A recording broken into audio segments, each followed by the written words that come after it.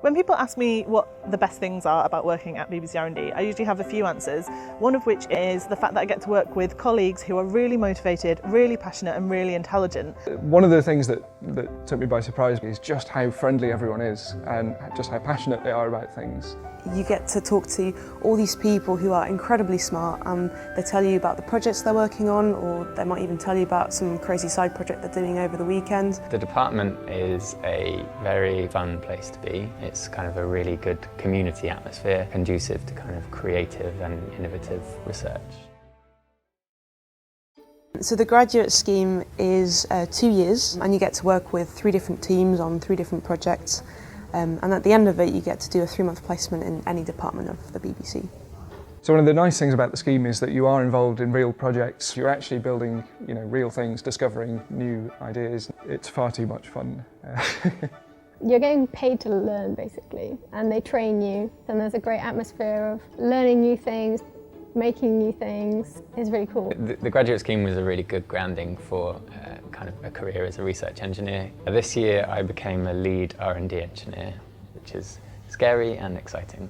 So when I joined the scheme, I didn't actually have any broadcasting experience. I'd come from a background in physics and computer science. It was actually really great because I was sent to some intensive training, and there I learned kind of the whole broadcasting chain, and it was a bit of a baptism of fire, but it was great. And that sort of set me up for the projects that I would do throughout the scheme.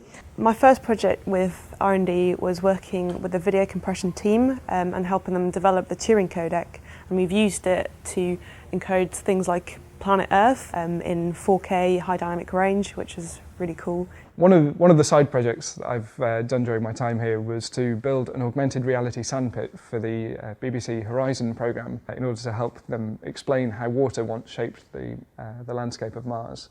And that was extremely interesting, both because we got to build a sandpit and play with it. That's far too much fun. But also it was great to get involved with the real production, go along to the shoot and find out how things really work.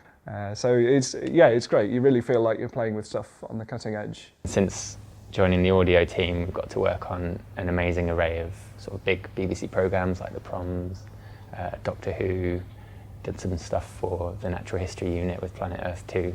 So that's been amazing to be kind of connected to those household names that even my grand's heard of. What's really exciting about the trainee scheme is that you can work on some real-world research which you can then go publish. For my first project, I wrote a conference paper that I've presented at a conference in Florida, which was really exciting. My last project at BBC R&D involved researching machine learning techniques to try and automate some of the aspects of production. That got me interested in artificial intelligence, and eventually I came across this opportunity to work in UC Berkeley over in California with a team who are focusing on trying to develop artificial intelligence in such a way that it's provably beneficial to humans.